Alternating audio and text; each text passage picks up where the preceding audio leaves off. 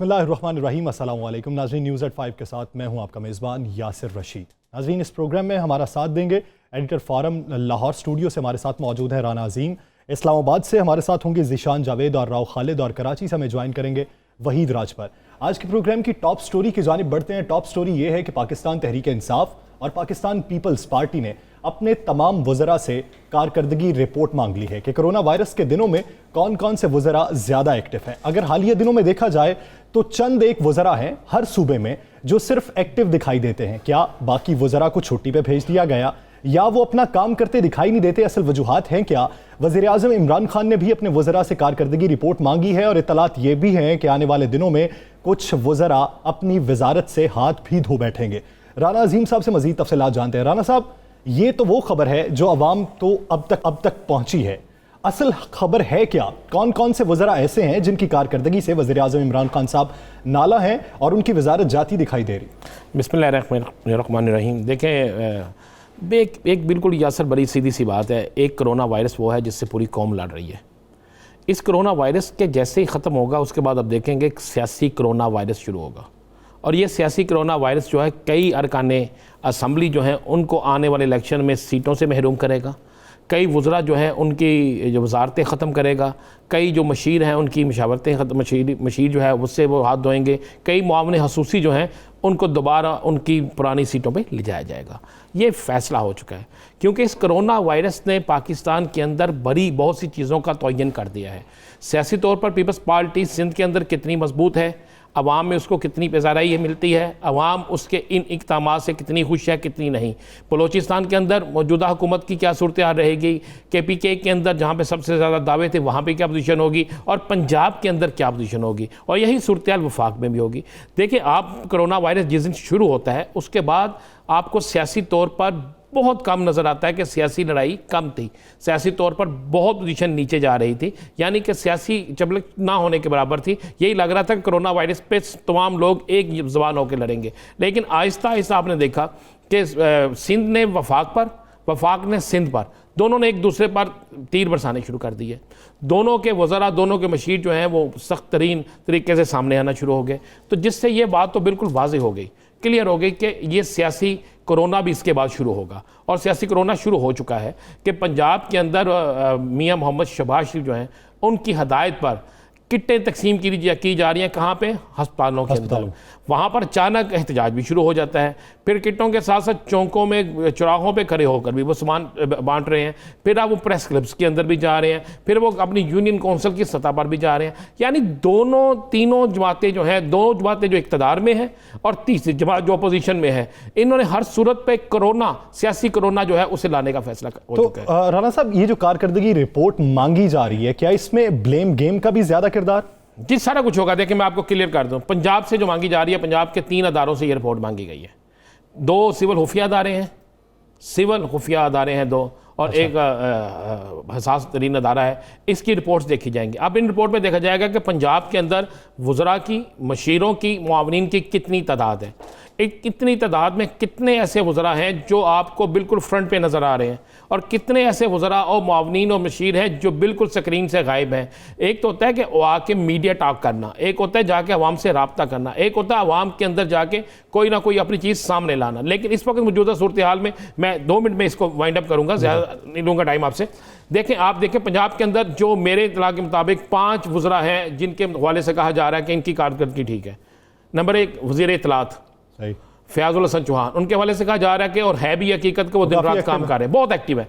ऐसे एक्टिव वज़ीर इत्तलात मैंने बहुत कम देखे, बाकी सूबों में भी हैं, लेकिन सबसे नंबर 1 वज़ीर इत्तलात जो हैं एक्टिव इस मामले पे वो फयाजुल हसन चौहान। दूसरे नंबर पे आइए डॉक्टर यास्मीन राशिद, उनसे किसी को इख्तलाफ हो सकता है लेकिन वो सुबह से लेकर शाम तक इसी में लगी हैं। तीसरे नंबर पे आप अगर आ जाए ऐसे पंजाब के अंदर तो मियाँ असलम इकबाल, जिन्होंने ट्रेडर से, अब ये चूंकि रमज़ान तो नहीं का होगा ना सारा, और चौथे नंबर पे अभी 3 या 4 दिन हुए अब्दुल अलीम खान को आए हुए, लेकिन उन्होंने 3 या 4 दिन में बहुत काम करके दिखा दिया है कि मैं ये काम कर रहा हूँ। ये तो वो लोग हैं जो बिल्कुल फ्रंट पे नजर आ रहे हैं। गवर्नर पंजाब जो है, चूंकि वज़रा की लिस्ट में नहीं आते, लेकिन कितना एक्टिव गवर्नर भी और कोई नहीं, आज से पहले तो नहीं देखा कभी, बिल्कुल नहीं था कि जितना गवर्नर पंजाब और वज़ीर आला पंजाब ने तो खैर कमाल की है जी। जितना विजिट वो कर रहे हैं, जितना वो जा रहे हैं, उन्होंने लॉन्ग शूज़ तो नहीं पहने, लेकिन लॉन्ग शूज़ वालों को बहुत पीछे छोड़ दिया। ये हमें मानना पड़ेगा। आगे आप आ जाए वफाक के अंदर, हम वफाक में देखते हैं तो मुझे बताएं, वफाक में जब असम्बली के अंदर बात होती थी तो बहुत से वज़रा मौजूद होते थे, जब बाकी जगहों पे बात होती थी तो बहुत से वज़रा मौजूद होते थे। कई ऐसे वज़रा थे जिन्होंने रोज़ाना ट्वीट करना ज़रूरी समझा था, लेकिन वफाक में भी आप देखते हैं तो आपको असद उमर नज़र आते हैं, आपको बशीर सेहत नज़र आते हैं, आपको फरदौस आशिक अवान नज़र आती है, ज़्यादातर मुआवरीन खुसूसी नज़र आते हैं। बिल्कुल इसी तरह जो जेन्युइन बात है, और वो लोग जिनके मतलब कहा जाता था वो बड़े वोट लेकर आए हैं, बड़े मुतहर्रक हैं, लेकिन वो हमें मुतहर्रक नज़र नहीं आते। या शफकत महमूद जो है वो नज़र आते हैं। अब हम चले जाते हैं सिंध की तरफ। सिंध में मैं ये आपको इतनी मुसद्दका बात कह रहा हूँ कि मेरी बात हुई है पीपल्स पार्टी के एक अहम तरीन रहनुमा से सिंध में आज, तो मैंने जब उनसे इसी हवाले से बात की तो उन्होंने कहा भाई आसफ अली जरदारी साहब भी और बिलावल भुट्टो साहब भी सख्त नाराज़ हैं। वो कहते हैं जी कि सिंध के अंदर तो इन्होंने एक बहुत बड़ी टीम बनाई थी और वो टीम बड़ी एक्टिव टीम थी उनके मुताबिक। वो कह रहे हैं कि हमें सिंध के अंदर सवाए 3 वज़रा के, नासर, मुर्तज़ा वहाब और सईद गनी, वो कहते हैं इनके अलावा बाकी वज़रा की फ़ौज किधर है, बाकी मुआवनीन किधर हैं, बाकी मशीर किधर हैं, बाकी इंतज़ामिया की फ़ोर्स किधर है। ये बाकायदा बिलावल भुट्टो ने एक मीटिंग में इस पर बाकायदा ये कहा है कि बाकी लोग किधर है। तो बिलावल भुट्टो साहब की जानिब से ये भी कहा जाता रहा कि ब्लेम गेम नहीं चाहिए, एक प्लेटफॉर्म पे ऑन बोर्ड आना चाहिए हर हुकूमत को, चाहे वो विफाकी हो चाहे वो सिंध हुकूमत हो। लेकिन अगर बात की जाए सिंध हुकूमत की तो वहां पे जो अपोजिशन है उसके साथ तो वो ऑन बोर्ड नहीं आ रही हुकूमत, तो फिर ये कैसे एक्सपेक्टेशन हो सकती है कि विफाक सिंध के साथ ऑन बोर्ड हो? देखिए नहीं होगा ना, मैंने तो कहा है कि इस कोरोना के बाद सियासी कोरोना आना है, और सियासी कोरोना में इसी कोरोना के हवाले से जिसने जो इक़दाम किए होंगे, जिसने अवाम को जो डिलीवर किया होगा, उसने आने वाले इलेक्शन में अपना वही रिजल्ट लेना है, क्योंकि इनको पता है कि इसके फौरी बाद बल्दियाती इलेक्शन होने हैं, और जो हुकूमत बल्दियाती इलेक्शन जीत जाती है, जो सियासी जमात, वही आगे कौमी और सूबाई इलेक्शन में वही जमातें नजर आती हैं। तो लिहाजा ये सियासी कोरोना शुरू होने वाला है। अब होना क्या है कि जिस दिन ये कोरोना का जोर कम हुआ, ये फौरी बात आप देखेंगे कोरोना का जोर कम होते ही होगा क्या होगा कि सिंध के अंदर भी तब्दीली आएगी, KPK में भी तब्दीली आएगी। मैं ये आपको कह रहा हूँ। KPK में तो आजकल वो झगड़ा साहब और साथ में मुशीर सेहत जो हैं, अजमल वजीर जो मुशीर इत्तलात है अजमल वजीर साहब, सिर्फ वो 2 ही नजर आते हैं और तो कोई नजर नहीं, 2 ही नजर आते हैं। उसके बाद वहाँ पे मजे वाली बात है कि बाकी जो वजीर थे जिनके मतलब वजीर आज़म साहब का कहना था कि ये मेरी बड़ी अच्छी टीम है, वो बड़ी अच्छी टीम कहाँ पे है? वो ना हल्कों में नजर आ रहे हैं, वो ना मीडिया पे नज़र आ रहे हैं, ना वो आवाम के अंदर उस तरह उनके कोरोना के हवाले से काम कर रहे हैं। और ये भी KPK के हवाले से वज़ीर आज़म साहब के पास इतला जा चुकी है कि वहाँ पर खामोश ग्रुपिंग जारी है। यानी खामोश ग्रुपिंग ये होती है कि किसी को आपने फ्लॉप करना है। वो किसको फ्लॉप करना है ये सबको पता है कि अगर वज़ीर आला फ्लॉप होता है तो वज़ीर आज़म का जो नामजद आदमी है वो फ्लॉप होता है। तो किस्सा माज़ी चल रहा है, अभी तक चल रहा है। और आप बलूचिस्तान में आपको पता है रोज़ाना 4 इस्तीफ़े आते हैं, रात को सुबह नाराज़, रात को मान जाते हैं, फिर एक नई चीज़ आ जाती है। तो इन चारों सूबों के अंदर अगर हम देखें कि कोरोना के खिलाफ कितने लोग जंग ला रहे हैं, तो अगर हम गिनती करें तो आपको 15 से 20 लोग नजर आएंगे। पूरे चारों सूबों में अगर आप गिनती करें सूबाई सतह पर 15 से 20 लोग नजर आएंगे, और वफाकी सतह पर आप देखें तो आपको 6 से 7 मैक्सिमम नजर आएंगे। बहुत से अहम तरीन ज़िम्मेदारान, बहुत से आपको वज़रा आपको बिल्कुल स्क्रीन से आउट नजर आ रहे हैं, बिल्कुल आउट नजर आ रहे हैं। वो नाराज़ हैं, वो कोरोना से डर गए हैं, वो हल्कों में नहीं जा रहे, या कोई और वजूहत है। ये सारी चीज़ें जो हैं आइंदा चंद दिनों में इसलिए सामने आ जाएंगी कि जब वजारतें और मुआवनीन खसूसियों को तब्दील किया जाएगा, जब किया जाएगा तो आप ज़हन में रखिएगा इमरान खान साहब जो है इस मामले में कोई लिहाज नहीं करेंगे, क्योंकि उन्हें पता है अगर वो शख्स दिन रात एक कर रहा है, अगर इसी तरह सुबह पंजाब में वज़ीर आला एक कर रहा है, अगर KPK के अंदर कोई कर रहा है, अगर सिंध के वाले कर रहे हैं, तो वो अपनी सियासी जो आने वाली सियासी ज़िंदगी है उसको बढ़ाने के लिए कर रहे हैं। उन्होंने आने वाले इलेक्शन बढ़ाना है। ध्यान में रखिएगा जिस जगह सूबे में कुछ नहीं मिलेगा वहाँ के लोग अब बाहर निकल आएंगे सड़कों पर। वो सड़कों पे निकल के जब एहतजाज शुरू होगा तो आपके 100 किए हुए काम 0 हो जाएंगे, और एक किया हुआ काम जो है उसकी तो वैसे ही अहमियत नहीं होगी। तो ये आने वाले दिनों में बहुत बड़े पैमाने पर तब्दीलियाँ होंगी, आपको ये चारों सूबों में तब्दीलियाँ नजर आएंगी।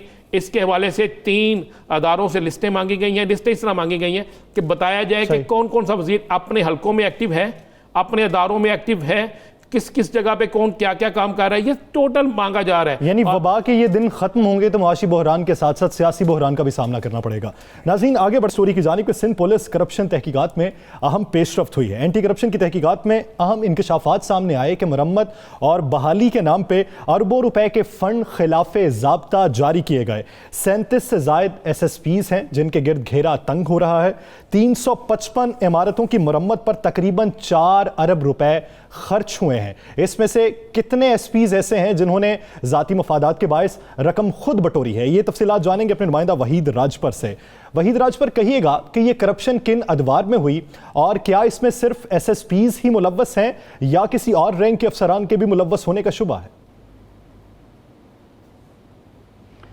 देखें जी यासिर साहब, ये सिंध पुलिस में अहम किस्म की जो है तहकीकात चल रही है। एंटी करप्शन सिंध की जानब से इसकी तहकीकात का आगाज़ हुआ था। इसमें बड़े अफसरान भी मुलव्वस हैं, जिसमें साबिक IG सिंध पुलिस हैं कलीम इमाम, उनको जो है इसके हवाले से भी जो है इजाज़त मांगी गई है सिंध के चीफ सेक्रेटरी से, तो हमें इजाज़त दी जाए उनके खिलाफ तहकीकात करने के लिए। मकसूद मेमन हैं DIG SSU, जो बड़े ही बासर अफसरान हैं सिंध पुलिस के जो है, तो उसके खिलाफ भी जो इजाज़त मांगी गई है एंटी करप्शन की जानब से कि हमें इसके खिलाफ भी जो ठोस शवायद मिले हैं, क्योंकि CPO में जो है बड़े पैमाने पर जो है टेंडर के बगैर जो है तरक्याती काम करवाए गए, जिस पर जो है चीफ सेक्रेटरी ने जो है मामला भेजा था एंटी करप्शन को, उस पर जो है ये इंक्वायरी शुरू की गई थी। उस इंक्वायरी से ये जो है मामला दीगर जो है निकले हैं, जिसमें मेंटेनेंस और बहाली के जो है मरम्मत और बहाली के जो काम शुरू किए गए थे सिंध पुलिस में, वो भी जो है खिलाफ ज़ाब्ता हुए हैं। 4 अरब रुपए इसकी लागत बताई जा रही है। सेंट्रल पुलिस ऑफिस में जो बगैर टेंडर के 5 के करीब काम हुए थे, उस पर भी जो है वो शुरुआती जो तहकीकाती रिपोर्ट है वो चीफ सेक्रेटरी को साल की गई है। ओपन इंक्वायरी के लिए इजाज़त मांगी गई है कि हमें शवायद मिले हैं, मज़ीद जो है कार्रवाई के लिए हमें इजाज़त दी जाए, लेकिन वो अभी तक मामला चीफ सेक्रेटरी ऑफिस में मौजूद है। अभी उस पर फर्दर कार्रवाई के लिए आर्डर्स जो है तफ्तीश अफसर को नहीं मिल सके हैं। ये मजमूई तौर पर 355 जो इमारतें सिंध पुलिस के जो थी, उन पर मरम्मत बहाली के लिए जो खर्चे किए गए थे, उस पर जो है ये मामला सिंध के महकमा ख़जाना से रिपोर्ट मांगी गई है कि हमें इस पर जो है कितने अखराजात हुए और किस मद में हुए, कौन से अफसरान थे जिन्होंने इनकी अप्रूवल दी, लेकिन ऊपर से जो फाइनेंस विंग है वहाँ उनमें कौन कौन से अफसरान थे, उनके तफसीलात मांगे गए हैं। SSP कौन थे उस वक्त, जो है accountant general office, treasury office से इसके तफसीलात मांगे गए हैं। 37 जो है SSP बताए जा रहे हैं जो है उनके खिलाफ जो है ये गहरा तंग होने जा रहा है। तो इसी तरह नैब में भी जो मरम्मत और बहाली के जो फंड्स थे उसकी तहकीकात जो है चल रही है। 15 SSP ये कहिएगा कि ओपन इंक्वायरी के हवाले से मंजूरी के इम्कानात कितने फीसद हैं? देखें यासिर साहब, इस पे शवायद तो बड़े पैमाने पर मौजूद हैं, इजाज़त तो मिलेगी, लेकिन उसमें सिंध हुकूमत जो है सियासी बुनियादों पर इसके जैसे इख्तलाफ हो गए थे साबिक IG के कलीम इमाम के वज़ीर आला सिंध से, तो उस पर जो है कलीम इमाम के ख़िलाफ़ जो है ये इंक्वायरी शुरू करने के लिए मामला खोला गया था, फ़ाइलें खोली गई थी। लेकिन इसमें जो है सिंध हुकूमत के जो करीबी अफसरान हैं जैसे मकसूद मेमन है, वो भी उसमें जो है शामिल हो रहा है, क्योंकि पूरा जो किरदार है उसका है इनमें जो CPO में काम हुए हैं। कंपनियां जो बगैर टेंडर के कंपनियों को दी गई, ठेके दिए गए, वो भी जो है मकसूद मेमन के जो है करीबी जो है कंपनियां हैं। तो इस पर जो है अभी मुझे जो ज़राए हमें बता रहे हैं एंटी करप्शन के कि उन पर मकसूद मेमन को बचाने के लिए जो है प्रेशर आ रहा है, लेकिन अभी फ़ाइल जो है सिंध के चीफ सेक्रेटरी को ये अभी तक अरसाल किया गया है, इजाज़त मांगी गई है मज़ीद जो है कार्रवाई के लिए। अंदर की खबर क्या है, क्या इस पे कोई कार्रवाई होगी या फिर ये मामला फाइलों की नज़र हो जाएगा? देखिए यासिर साहब, अगर माजी की एंटी करप्शन की अगर हम इंक्वायरियाँ देखें, तहकीकात देखें, तो अहम जो हाई प्रोफाइल केसेस हैं सिंध बिल्डिंग कंट्रोल अथॉरिटी के, बल्दियात के, महकमा आबपाशी के, तो वो फ़ाइलों के नज़र ही हुए हैं, उस पर जो है कोई अहम पेशरफ नहीं हो सकी है। लेकिन कुछ जो अभी जैसे KDA का स्कैंडल आया था, उसमें भी जो है एंटी करप्शन ने कोर्ट तक मामला गया लेकिन इसमें जो है सिंध पुलिस के अहम अफसरान, जो सिंध हुक्मरान जमायत के करीब अफसरान हैं, उनके कुछ रिश्तेदार भी हैं, तो ज़रा ये कह रहे हैं कि हम पर प्रेशर आ रहा है, लेकिन तफ्तीश अफसर की जानिब से अपना जो है काम जारी है। अभी जो शुरुआती रिपोर्ट जो है पेश की गई है, तो मकसूद मेमन के ख़िलाफ़ पेश की गई है, कलीम इमाम के ख़िलाफ़ पेश की गई है, क्योंकि उसकी इजाज़त मांगी गई है कि हमें इनके ख़िलाफ़ जो है शवाहिद मिले हैं तो इजाज़त दी जाए हमें। यानी उम्मीद करते हैं कि अब की बार जो रिपोर्ट मुरतब की गई है वो फाइलों की नज़र ना हो और उस पर कार्रवाई हो और करार वाकई सज़ा भी हो, क्योंकि अगर किसी ने कौमी ख़जाने को नुकसान पहुँचाया है तो शफाफियत का उनसर मलहूज़ खातिर रखते हुए जो किरदार इसमें मुलव्वस पाए जाएं उनके खिलाफ कार्रवाई ज़रूर होनी चाहिए। नाज़रीन, पुलिस की बात करने के बाद अब कुछ बात करते हैं पंजाब पुलिस की। 92 न्यूज़ की खबर पर IG पंजाब ने सख्त एक्शन लिया है कोरोना के मामले पर। जो लॉकडाउन है और इस दौरान जो पुलिस की जानिब से अवाम के साथ नाजेबा रवैया इख्तियार किया गया, उस पर एक्शन लिया गया है। राना साहब, हालिया दिनों में अगर देखा जाए तो लॉकडाउन के हवाले से जो अहकाम जारी हुए उसका नाजायज़ फ़ायदा बहुत से पुलिस अफसरान की जानिब से उठाया गया। एक जानिब हम ये भी देखते हैं कि कड़ी दोपहर में ये पुलिस एहलकार खड़े होते हैं, ना खाने की परवाह ना पीने की परवाह, अपने फ़राइज़ अंजाम देते हैं। और कुछ अनासर ऐसे भी हैं जो लोगों को टोकते हैं और उनसे पैसे वैसे भी वसूल करते हैं। हालिया दिनों में बहुत से ऐसे केसेस देखने में आए, तो इनके खिलाफ एक्शन क्या लिया जा रहा है? देखिए, मैं बताता हूँ, 92 ने जब ये खबर चलाई, 92 TV पे भी चली, अखबार में खबर शाया हुई, और हमने बाकायदा उस खबर में ये बताया कि किस किस चीज़ का कितना रेट पुलिस ने कर दिया है। मतलब पतंगबाज को पकड़ना है तो 5,000 रुपया लेके छोड़ रहे थे, अगर डबल सवार पकड़ा है तो उसे 2,000 रुपया लेके छोड़ रहे हैं, अगर दुकानदार ने दुकान लेट बंद की है तो उसे पकड़ के ले गए, उससे 10,000 वसूल कर रहे हैं, अगर किसी कारखाने वाले ने कारखाने में 3 मजदूर लगा दिए तो उसको पकड़ के ले गए, फी मजदूर 5-5 हज़ार रुपया लिया। ये हो रहा। अच्छा, ये सारी पुलिस नहीं कर रही थी, ये कुछ कर रहे थे, हमने निशानदेही की तो IG पंजाब साहब ने इस पर फौरी एक्शन लिया, क्योंकि IG पंजाब किसी सूरत में भी किसी के साथ कंप्रोमाइज़ नहीं करेंगे, वो मेरिट पे बात काम करते। उन्होंने एक्शन लिया। एक्शन लेने के बाद उन्होंने तमाम DPOs को ये कहा और 92 की खबर का हवाला दिया कि अगर किसी जगह से मुझे ये शिकायत मिली कि आपने अवाम को नाजायज़ तंग किया है और कोरोना के नाम पर कोरोना फंड इकट्ठा कर रहे हैं, रिश्वत ले रहे हैं, तो आपको माफ़ नहीं किया जाएगा। और बहुत से अफसरान को इस पर शोकाज नोटिस भी जारी किया गया, सख्त एक्शन भी लिया गया। उसकी वजूहात बड़ी क्लियर थी। देखें, पंजाब में जो फ्रंट पे आके जो लोग लड़ रहे हैं उसमें महकमा पुलिस भी बरसर फारिस्त है। इस वक्त आपके अस्पतालों के अंदर इनकी ड्यूटियां लगी हुई हैं। अगर किसी मरीज को घर से लेकर आना है तो जिसके लिए लोग डर जाते हैं, लेकिन पुलिस साथ जाती है, लेकर आती है। लॉकडाउन का मामला, और सबसे बार के पहली दफ़ा हुआ है कि पुलिस ने बड़ी फंडिंग की है लोगों को, गरीब लोगों को राशन पहुंचाने के लिए। कोरोना में अपना भरपूर किरदार अदा किया है और इसमें तमाम DPOs ने अपना किरदार अदा किया है। साहब, आप ये भी देखें कि हालिया दिनों में पुलिस की साख जो अवाम के अंदर वो बहाल हुई है। बिल्कुल बहाल हुई है। मैं कह रहा हूं कि इसमें क्रेडिट जाता है कि IG पंजाब को बिल्कुल क्रेडिट जाता है, CCP लाहौर को जाता है, DIG लाहौर को जाता है। इसी तरह DPO आज जो लगे हैं सरगोदा में, फैसल गुलजार, उनको जाता है। सुहेल अख्तर सुखेरा हैं, इस मुख्तलिफ पुलिस अफसरान हैं जिन्होंने बहुत ज़्यादा काम किया है। इन सबको इस चीज़ का क्रेडिट जाता है। अब अगर उस क्रेडिट को ख़त्म करने के लिए पुलिस के अंदर कुछ चंद लोग ऐसी हरकतें करते हैं तो उससे निबटने के लिए IG पंजाब के अहकाम बड़े सख्त हैं। और मैं आपको ये भी बता दूँ, IG पंजाब ये फैसला कर चुके हैं कि ना सियासी प्रेशर लेंगे, ना पहले लिया उन्होंने, ना आप किसी और चीज़ का प्रेशर मानेंगे। और अब उन पुलिस अफसरान की बारी है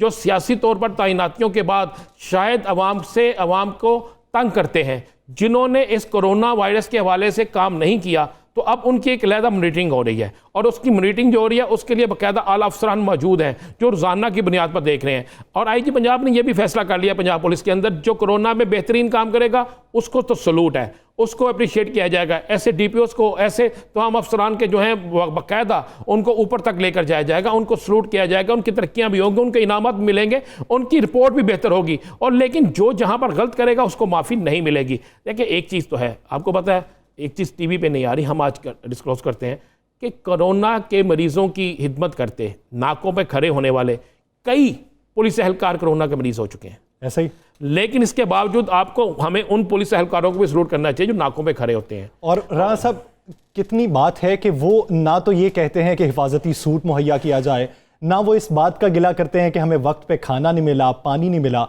हमने ये खबर भी शाया की थी कि नाकों पे खड़े इन अफराद को कभी कभार अगर कोई खाना दे जाए तो खा लेते हैं, नहीं तो पुलिस एहलकार चुपचाप अपनी ड्यूटी सर अंजाम दे रहे हैं। तो वो भी तो लोग हैं ना, वो भी तो उसी डिपार्टमेंट का हिस्सा हैं। जब वो लोग अपनी जो ड्यूटी है वो फर्ज समझ के अदा कर रहे हैं तो दूसरों को क्या तकलीफ बनती है? दूसरे भी तो अपनी ड्यूटी को फर्ज समझ के अदा उन्हें करना चाहिए। बिल्कुल करना चाहिए, बिल्कुल करना चाहिए। बल्कि मैं आपको एक मिसाल देता हूं कि मुझे पता है कि लाहौर के अंदर, ये सिर्फ लाहौर की मैं बात कर रहा हूँ, चंद पुलिस अफसरान ऐसे हैं जिनको हमने खुद देखा है कि वो उन्होंने जब रिक्शे वाले या कोई पकड़े थानों में गए तो उनसे पूछा क्यों चला रहे हो भाई, कोरोना का मामला है। तो उन्होंने जिसने कहा जी मेरे घर में राशन नहीं है, तो उनके घर में राशन पहुँचाया और उनको छोड़ दिया। देखिए ऐसे पुलिस अफसरान भी है। और मैंने खुद देखा है कि पंजाब पुलिस के अफसरान जो हैं समेत IG वो बैठे होते हैं अपने ऑफिस में, काम कर रहे हैं, दिन रात दिन पहले हमने एक शॉट चलाया था, वो पुलिस एहलकार का ये कहना था कि मेरी उम्र 58 साल है। ये कहते हैं कि कोरोना वायरस जो है वो बुजुर्ग शहरी या बुजुर्ग अफराद को ज्यादा मुतासिर करता है। तो उनका ये कहना था कि अगर ड्यूटी पे खड़ा मैं मर जाऊं तो मेरे लिए इससे बड़ा एजाज कोई नहीं होगा कि अपनी आवाम की हिफाजत करते हुए मर गया। तो ऐसे भी तो लोग मौजूद है ना, उनको भी तो क्रेडिट देना चाहिए। बिल्कुल क्रेडिट देना चाहिए। जहां पे दुरुस्त होगा वहां पे क्रेडिट देंगे, जहां पे गलत होगा वहां पे निशानदेही करेंगे। और ये एक सहाफत का भी असूल है और ये होना भी चाहिए। और 92 न्यूज़ का खास कर ये है, हमने चूंकि निशानदेही की, उस पर IG पंजाब ने एक्शन लिया और एक्शन लेने के बाद अब पंजाब में हालात बहुत हद तक बेहतर हो चुके हैं, बहुत हद तक बेहतर हो चुके हैं। ज़रूर लाहौर शहर समेत बाकी शहरों में ऐसी चीज़ें मौजूद होंगी, ऐसे अफसरान मौजूद होंगे जो अब भी कुछ कर रहे होंगे, लेकिन कुछ लोगों के करने से एक बहुत बड़े काज को नुकसान नहीं पहुंच सकता। और इसलिए मैं समझता हूं कि अब जहां पे हमने सिंध पुलिस की कुछ करप्शन दिखाई है, तो जहां पे जो पुलिस बेहतर कर रही है और जो हमारे 4 फ्रंट पे लड़ने वाली फोर्सेस हैं इस कोरोना महाज के खिलाफ, दहशतगर्दी के खिलाफ, जिसमें पाक फौज है, डॉक्टर हैं, पैरामेडिकल स्टाफ पूरा जो है, पुलिस है और मीडिया है, हमें इन सब को सलूट करना चाहिए। और हाँ, और इसके साथ साथ मैं आपको बताऊँ यहाँ पे हमें नहीं भूलना चाहिए उन लोगों को भी जो ज़िली हुकूमतों के ज़िम्मेदारान भी हैं, जो भी सुबह से लेकर शाम तक ये काम करें। तो हमें उन सबको साथ सलूट भी करना चाहिए। जहाँ पे गलत होगा उसे गलत दिखेंगे, जहाँ पे दुरुस्त होगा उसकी तारीफ करेंगे। सलाम पेश करते हैं हर उसको कि जो अपनी जान की परवाह किए बगैर सड़कों पर मौजूद हैं और लोगों की फलाह बहबूद के लिए काम कर रहे हैं। और हम ये भी ख्वाहिश रखते हैं कि उन अनासिर की भी निशानदही होनी चाहिए जो वबा के इन दिनों में अपने मफादात पे अमल करते हुए ज़ख़ीरा अंदोज़ी करते हैं, लोगों को नुकसान पहुंचाते हैं और अपना फ़ायदा सिर्फ सोचते हैं। उनकी निशानदही भी होनी चाहिए, उन्हें करार वाकई सज़ा भी मिलनी चाहिए। दीगर इशूज़ पर बात करेंगे एक शॉर्ट ब्रेक के बाद।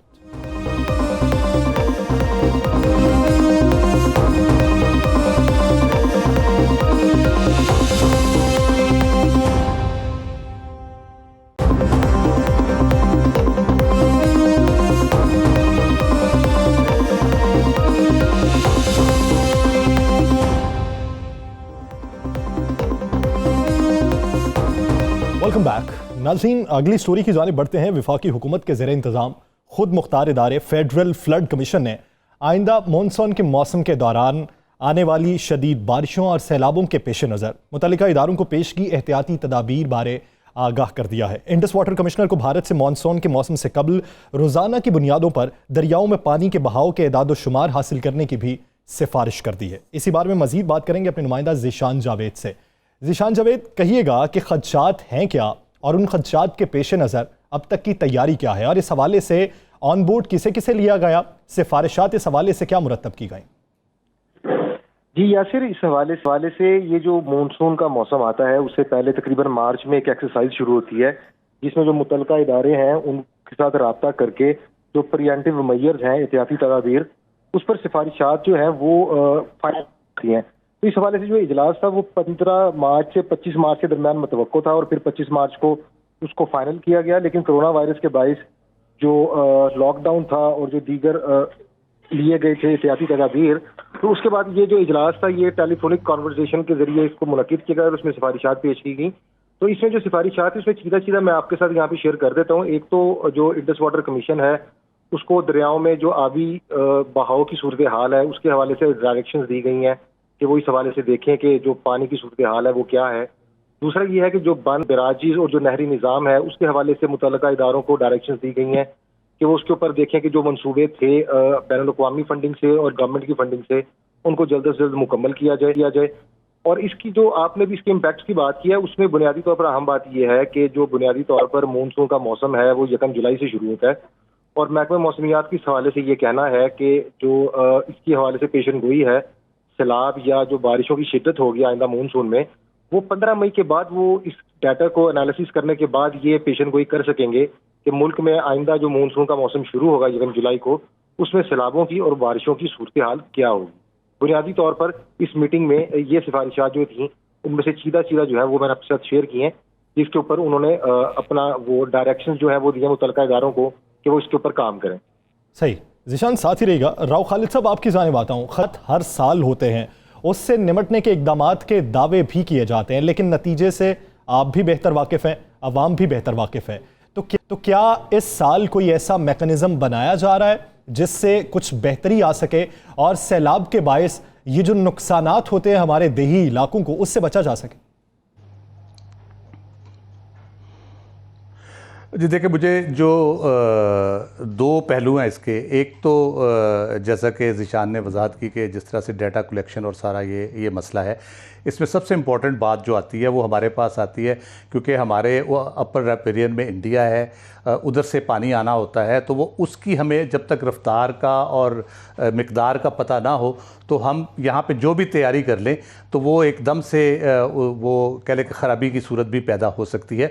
जैसा कि 2 दफ़ा पाकिस्तान में हो चुका है। एक दफ़ा रावी में लोग सोए पड़े थे घरों पे और शादरा के ऊपर से पानी गुजर गया था। इसी तरह से जेलम के ऊपर जो फ़्लो था एकदम से बढ़ा तो एमरजेंसी में अर्ली 90s में खोलने पड़े, फ्लड गेट्स खुले तो बहुत सी आबादियाँ जेलम की मुतासर हुई। बड़ा सीरियस क्राइसिस हमारे लिए पैदा हो गया था। ये मैन मेड क्राइसिस जिसको कहते हैं, ये जो है वो इंडिया की वजह से, और इंडिया 3 महीने से हमारे साथ वो शेयर नहीं कर रहा जो इनफ्लो है पानी का वो हमारे जो वेस्टर्न रिवर्स हैं उनके हवाले से, तो उसकी वजह से हमें एक बहरहाल ख़तरा बहरहाल मौजूद है। हम जितनी भी तैयारी दूसरा पहलू है इसका कि हमने क्या तैयारी की है। वो NDMA के हवाले से हम बात करूं, कोरोना वायरस के इशू के बाद जिस तरह से वो पूरी तरह से उसमें इन्वॉल्व हैं और जितनी मेहनत से वो काम कर रहे हैं, उसके साथ साथ ये कह लें कि अगर आ जाता है सैलाब का कोई ऐसा मसला पैदा हो जाता है तो ये बहुत गंभीर सूरत हाल पैदा हो जाएगी हमारे लिए।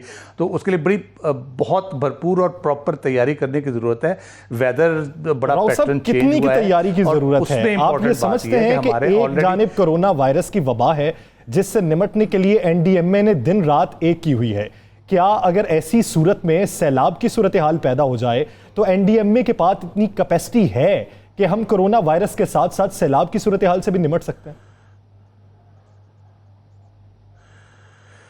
देखिए, ये कोरोना की निस्बत ये आसान है क्योंकि इसमें आपके पास डाटा अगर प्रॉपर हो, जैसा मैंने कहा इंडिया शेयर नहीं कर रहा, तो वो एक आपके लिए अननोन टेरिटरी है। जैसे कोरोना वायरस की स्प्रेड का आपको नहीं पता कि किस तरह फैल रहा है, कितनी तेज़ी से फैलेगा और कहाँ कहाँ फैल रहा है, वो जब तक आप फिज़िकली जाकर उसको टेस्ट ना करें।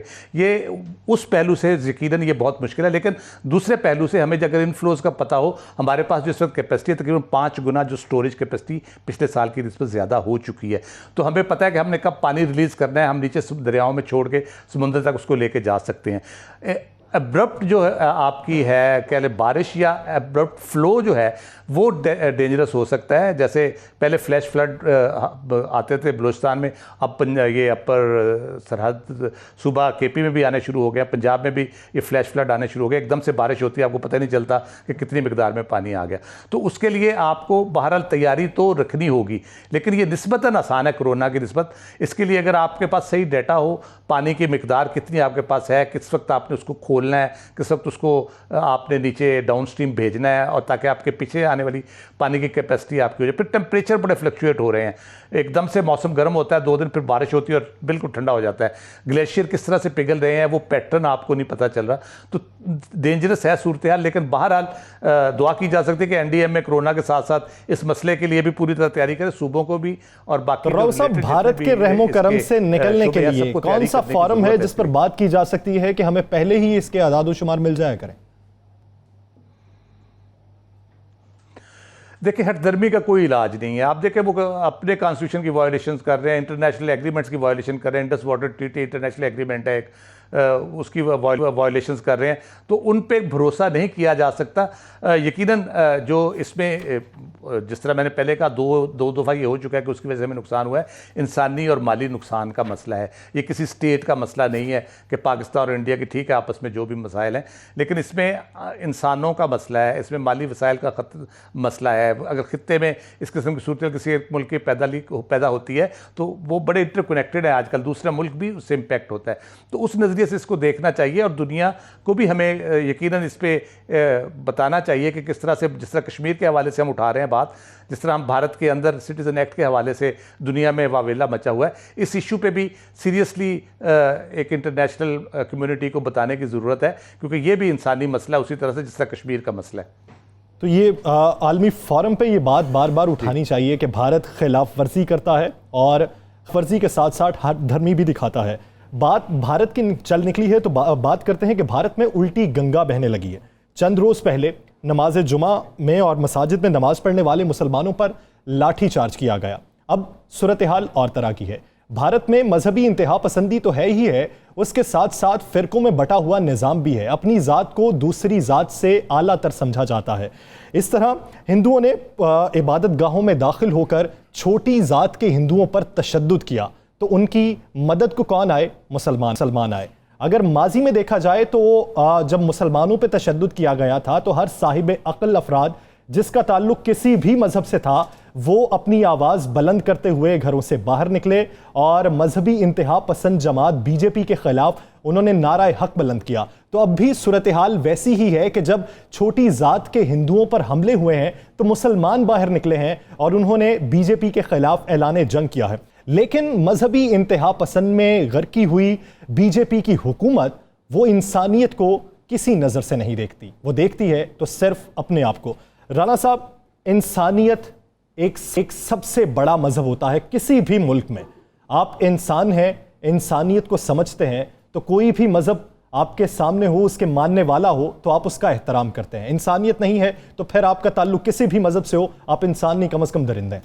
बिल्कुल इसी तरह यासर, बात यह है कि अब भारत के अंदर एक वीडियो अगर हमारे प्रोड्यूसर दिखा सके, वो भी जिसपे बाकायदा मंदिर के अंदर जाकर ख़ुद पुलिस जो है, ये एक वीडियो आप देखें ना, इस वीडियो में आपको नज़र आ रहा है कि ये मंदिर के अंदर जा रहे हैं, पुलिस जा रही है और हिंदुओं को मार रही है। ये हिंदू पुजारी और दूसरों को मार पा रही है। कुछ दिन पहले ये उल्टी गंगा बहनी शुरू होगी ना।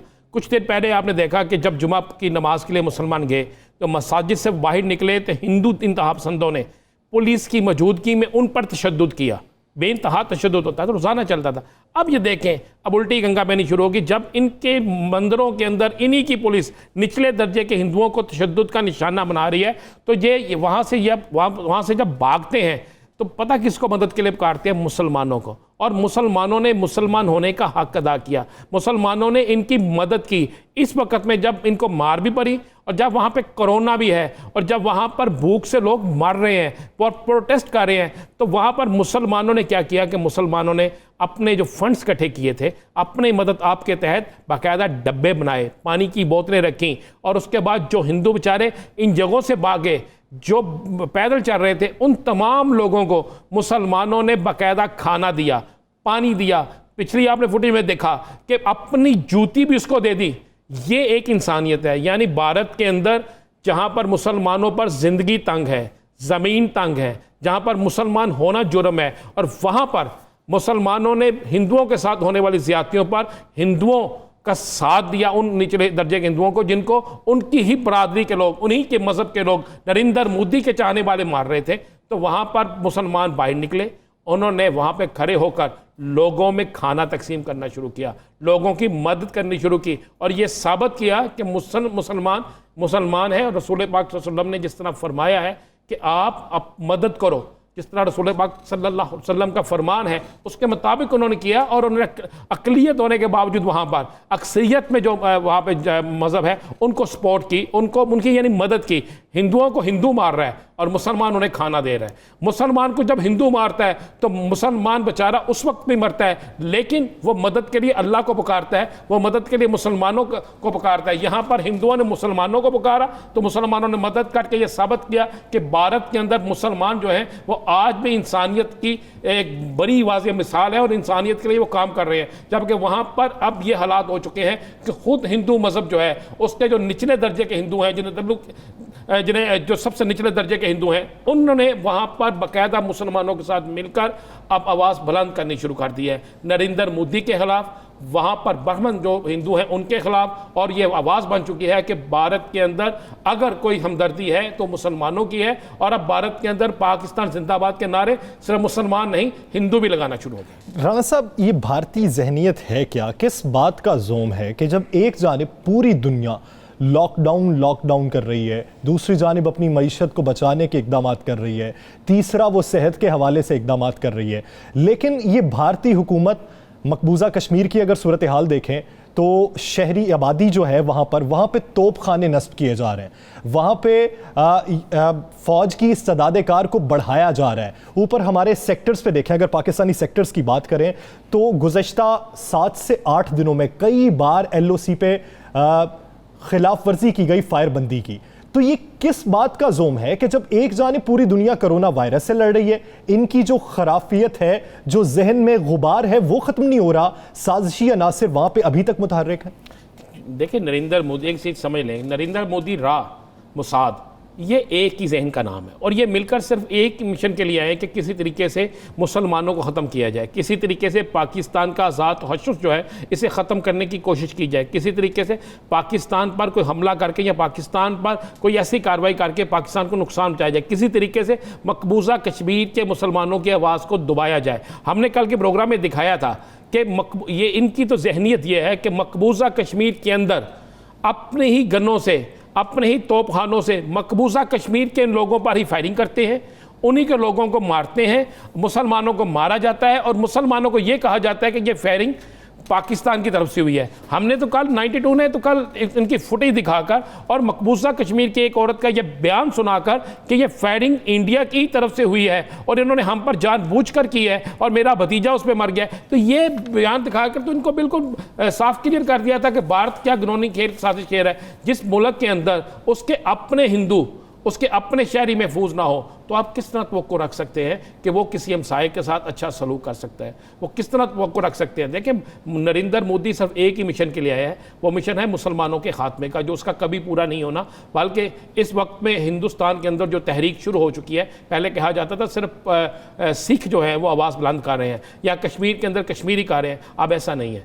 अब इंडिया के अंदर जब दिल्ली में मुजाहरे शुरू हो जाते हैं, जब इंडिया के अंदर हर दूसरे सूबे के अंदर आज़ादी की तहरीक शुरू हो जाती है और जब खुद हिंदू जो हैं, निचले दर्जे के हिंदू, वो अपने ही बड़े दर्जे के हिंदुओं के खिलाफ बोलते हैं, नरेंद्र मोदी के खिलाफ नारे लगाते हैं और मुसलमानों से तहफ़्फ़ुज़ मांगते हैं, तो वे समझ लें कि इंडिया टूट रहा है और आने वाले दिनों में ये टूटता हुआ नजर आएगा। यानी जब आपकी अपनी ज़ात से ताल्लुक़ रखे, आपके अपने मज़हब से ताल्लुक़ रखने वाले उठ के ये कहें कि ऐसे दस्तूर को, सुबह बेनूर को मैं नहीं मानता, मैं नहीं जानता, तो फिर तख्त शाही पे बैठे हुए शख्स को इस बात का ख्याल रखना चाहिए कि ये तख्त उसकी मिरास नहीं है, एक दिन उसे चले जाना है, लेकिन जिस दिन जाना है उसके बाद का नतीजा क्या होगा उससे बाखबर रहना चाहिए। नाज़रीन, आगे बढ़ेंगे और बात करेंगे पाकिस्तानी हुकूमत के किराएदार एक्ट की। आम अफराद को उससे कितना फ़ायदा होगा, कितने लोग उससे मुस्तफ़ीद होंगे और साथ में पंजाब भर में बने हुए करंटीना सेंटर्स में महकमा रेवेन्यू का क्या किरदार है।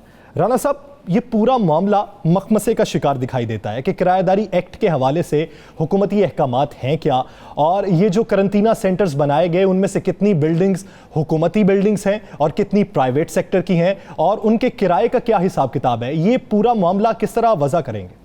देखें, इसमें एक तो बड़ी मज़े वाली बात यह है कि हुकूमत ने ऐलान किया, आर्डीनेंस जारी कर दिया, नोटिफिकेशन जारी हो गया कि जनाब 2 माह का किराया नहीं वसूल किया जाएगा। यानी यहाँ तक कह दिएगा, उसमें एक फ़िक्रा लिख दिया गया कि किसी किराएदार को किराया ना देने की वजह से नहीं निकाला जाएगा, क्योंकि ये 2 माह कोरोना की वजह से कारोबार नहीं है।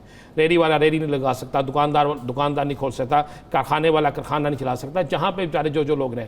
लेकिन हुकूमती अहकामात के बावजूद भी किसी भी एक जगह पर इस हुक्म की तामील नहीं हुई। बल्कि मज़े वाली बात यह है कि यासिर, जितने हुकूमती अदारे थे, जो हुकूमती बिल्डिंगें थी, हम हुकूमती इमारतें थी और उनमें जो लोग किराएदारी के तौर पर रह रहे थे, उन सबको भी बाकायदा नोटिस गए और उनसे किराया वसूल किया जा रहा है और उन्हें कहा जा रहा है, उनसे जो किरायानामा बज़रिया बैंक लिया जाता है, उन्हें ये हदायत की जा रही है कि आप फौरी तौर पर इस डेट के अंदर अंदर किराया जमा कराएं। यानी हुकूमत ने अपने ही नोटिफिकेशन पर अमल दरामद नहीं करा सकी। और जब सरकारी सतह पर यह हो रहा है तो ये किस तरह आप तवक्को रखते हैं कि प्राइवेट लोग जो हैं वो किराया नहीं लेंगे। प्राइवेट सब लाहौर में एक जगह ज़रूर हुआ है कि हार्ड रोड पर जो सबसे बड़ी मार्केट है वहाँ पर कुछ 300 दुकानें हैं वो ताजरों की, वहाँ पर बाबर महमूद जो सदर है उन्होंने कहा जी हम अपनी दुकानों का किराया नहीं लेंगे। इसके अलावा पूरे लाहौर में या पूरे पंजाब में किसी एक जगह नहीं। अब आ जाते हैं आगे, इन्होंने सेंटर बनाए। इन सेंटर्स के हवाले से ये कहा जा रहा था ये सरकारी बिल्डिंगों में बनेंगे, सरकारी बिल्डिंगों में बने, कुछ प्राइवेट बिल्डिंगों में बने।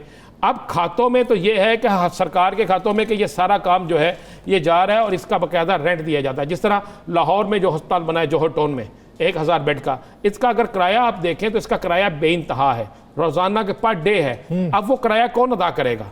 अब उसी जगह पर जो पूरा एक सिस्टम लगाया गया, जो वहाँ पे 1000 बेड लगे। मज़े वाली बात यह है कि आपको ये भी बताएं, वो जो 1000 बेड का हॉस्पिटल बना है, जो 1000 बेड लगाए गए हैं, आपको पता है वो बेड जिस शख्स ने लगाए हैं, जिस ठेकेदार को ठेका दिया गया है, उस ठेकेदार ने दुनिया का नाकस तरीन मटीरियल तनवीर नामी को ठेकेदार इस्तेमाल किया। कई बेड टूट भी गए। अभी से जी, अभी यानी नए बेड थे। हाँ ठीक। अब उसके बाद इसी तरह यही सारा मटीरियल किस जगहों पे भी लगा।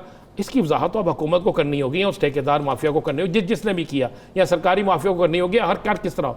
अब हो गया रहा है कि ये सारा काम लिया जा रहा है। अब जो मुख्तलिफ शहरों में सेंटर बने हैं उनके अखराजात, उनकी ड्यूटियाँ, ये मैं वसूख से कह रहा हूँ और ये मैं चैलेंज से कह रहा हूँ, ये सारा काम जो महकमा रेवन्यू के ज़िम्मे किया जा रहा है, नाम किसी और का हो रहा है, काम महकमा रेवन्यू के पटवारियों से करवाया जा रहा है। उन बिल्डिंगों की तफसील भी चूँकि पटवारी से ज़्यादा कोई नहीं होता, इस इल्म नहीं रखता, पटवारियों के ज़िम्मे है वहाँ के अखराजात। इवन जो ट्रांसपोर्ट आती है ना, जिसमें बिठा के आप कहते हैं कि इस शहर से दूसरे शहर, यानी पटवारी का रोबो दबदबा ज़्यादा होता है इसलिए नहीं, उससे जो भी समझ लें आप, उस सारे अखराजात उनसे लिए जा रहे हैं। और ये किस खाते में लिए जा रहे हैं? यहाँ पर तो शहबाज शरीफ दौर में तो ये सिस्टम ही ख़त्म कर दिया गया था। आपने एक नया डिपार्टमेंट बना दिया था, कंप्यूटर लगा दिया था, नए लोग उठा दिए थे, तो वो लोग कहाँ गए? वो डिपार्टमेंट कहाँ गया? अब ये सारे अखराजात जो हैं ये ऑन रिकॉर्ड मैं कह रहा हूँ, ये महकमा रेवन्यू से लिए जा रहे हैं और इन सेंटर्स में बाकायदा ड्यूटी पटवारियों की है, अखराजात पटवारियों के हैं। लेकिन उसके बाद जब ये सारा कुछ हो जाएगा तो ये बजट जो है अगर सरकारी ख़जाने से जाता है जो बन रहा है, तो फिर सरकारी ख़जाने से जाने वाला बजट किस किस की जेब में जाएगा? उसका भी एहतसाब होना चाहिए, उसकी जवाबदेही कौन करेगा अगर सरकारी खजाने से। और कंप्यूटराइज सिस्टम जब बनाया गया तो कंप्यूटराइज सिस्टम पर अमल दरामद क्यों नहीं हो रहा, ये एक सवाल ये निशान है। नाज़रीन, न्यूज़ एट 5 से फिल वक्त इतना ही। मुझे दीजिए इजाज़त, अल्लाह ने के बाद।